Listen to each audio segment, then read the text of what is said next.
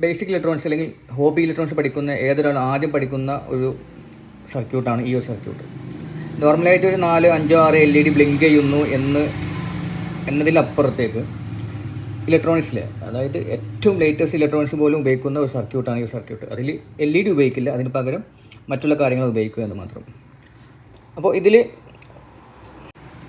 ഈ ഒരു സർക്യൂട്ടിൽ പ്രധാനമായിട്ടുള്ളത് 2 ട്രാൻസിസ്റ്ററും 2 കപ്പാസിറ്ററും ഒരു 4 റെസിസ്റ്ററും മാത്രമാണ്.